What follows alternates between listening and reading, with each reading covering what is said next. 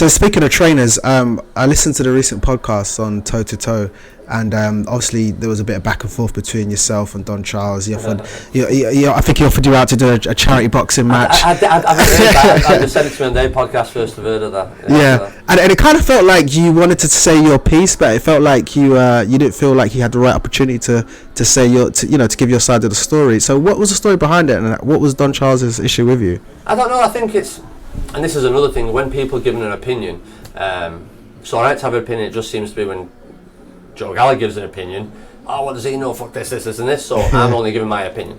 Basically, I think what it was is Callum Johnson's due to fight Frank Buglioni. Callum Johnson pulled out injured. There was an opportunity there. The board said, listen, is HOSEA Burton in the gym? We went, yeah, he is. He said, well, we'll sanction that fight if he wants to take it. Ophi says yes before he even asked him.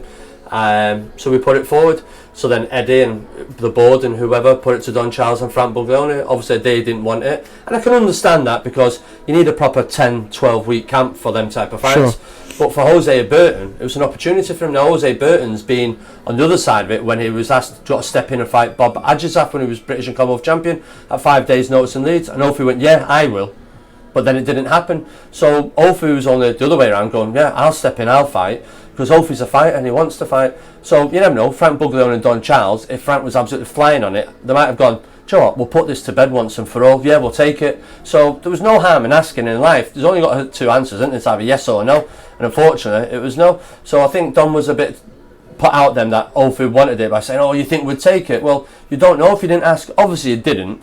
And another way around, I most probably wouldn't have took it, but it depends. If I thought, now we will, do you know what I mean, then I'm not sure I'd do it, but it was worth asking. So I think Don was a little bit annoyed to think that I'd expect them to take the fight on that short notice, and it was only worth asking, and that was it. So anyway, he had a rant about it and everything else, and which was a surprise really, because out of character for Don. Every time I've seen Don, every time I met Don, he's very pleasant, well spoken, and I respect him. Usually the works that he does, he respects me from what he says every time we talk. So I just thought it was out of character for him, and like I said on the podcast, like I say, no, it's like Don is above that, and he doesn't do social media, but I feel Don's being influenced by people around him, by what's being said, and he's really gone off on something. I'm like, Don, you're better than that, you're above that, don't start getting bogged down into that, do you understand? We have a mutual respect for each other. I was just putting my fighter in the frame. You have your opinion how the fight went with Buglioni or HOSEA Burton. I have my opinion, I'm entitled to my opinion. You have your opinion, but when you have your opinion, I'm not got to jump up and down and scream and about it. That's just your opinion. Don't you be doing the same about me? So listen, we go on. If the fight again, Burton and Buglioni, it'd be a great fight. In the meantime, Callum Johnson and I think Buglioni is rescheduled. I think it's got to be March time. So that's right, yeah. So we'll look forward to it. So listen, it's all good, isn't it? That fight, that to me, that fight should have won Fight of the Year. That was an amazing fight between HOSEA and Frank. What a fight! I think that show that night with having them on it, and that was a great night. Obviously, it was. Don Charles also had a Chisora on it against Dylan White. Yeah. And that won the Fight of the Year, and then that was the semi-final at the end. I think that's what upsets Ophi a little bit, is that people sees the demand that people want to see Chisora White again, but no one's going, oh, I'd love to see Buglioni Burton again, and we're like, why not? It was a good fight, we'd do it, the money's right. Eddie has told me that Buglioni don't want to fight Burton again unless it's for a silly amount of money. So it's like, well, we've got to try and enforce the issue. So HOSEA, I think his cousin Tyson sort of like said to Ophi, listen, yeah, to get the fights, you got to do a bit what I do, open your mouth and start talking. So all Ophi's doing, Ophi's just a quiet kid, goes around, has the fight.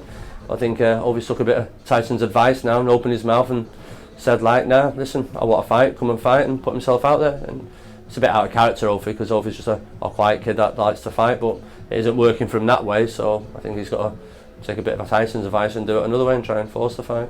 Yeah, that's fair enough. In the meantime, we want to push Ophi on. Eddie Hearn said to Ophi not long ago, do you want to fight Bivol? Ophi said, yeah, I'll fight Bivol.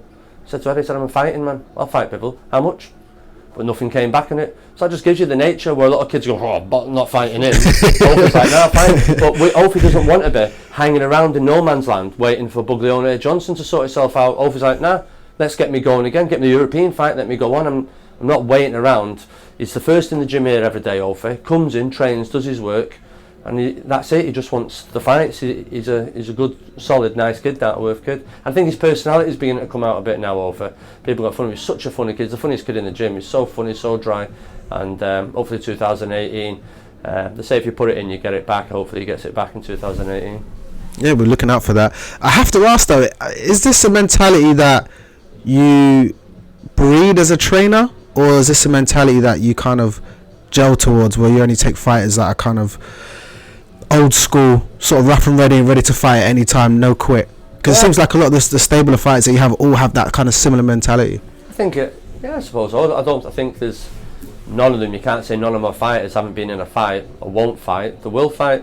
Anthony Crawler could easily sat on that world title with soft defences, but went let's go for it. Liam Smith could have sat on that WBO for a bit and gone let's go and fight Canelo.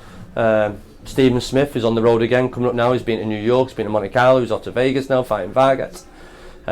All the fighters will fight. They've all been in fights, all been in tests along the way. Cardle, all of them. So Burton, like you say, the kids want to fight. They're involved in fighting. Like you say, to come from where I come from was like Champs Camp, Moss Side, and it's all right being able to fight at home. But Phil says you've got to learn to be able to fight away, and that was the thing. You've got to go on the road and you've got to win. And Phil obviously with Frank Grant beating Harold Graham in Leeds and Paul Burke beating Billy Sugar down in London, they could fight on the road, and you've got to be able to fight no matter where it is. You can't be at home all the time and everything one-sided. And sometimes it's ridiculous that the fighters are protected. My fighters aren't protected compared to what others are in this country. At least my lads will go in and have a fight.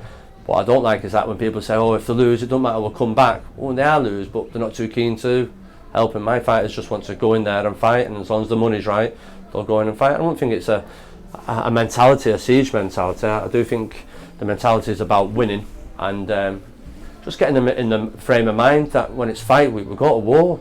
We're putting our lives on the line, we're putting our health on the line.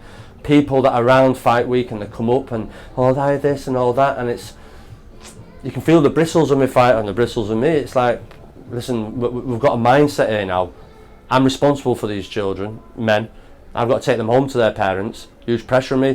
People say, Gallagher won't speak. I'm in work. You go and speak to someone in a high-powered meeting, in a business boardroom meeting. We've got to work. We're totally focused, totally tunnel vision. No one's there to do us no favours. No one's got to give us that belt. No one's got to win us that decision. We've got to go to do that. My fighter's got to do that. And that's why we have that. No one's got to do us no favours. And we've got to go in there and do it. And that's how I tunnel them in and drive them in and become totally focused come fight night. And at the end of the day, we come out. If we win, great. If not, well, we give it our best. And you just put your hands up like with Linares and go, what can you do with someone like that? It's just absolutely pure class. But we went in and gave it the best that we could do.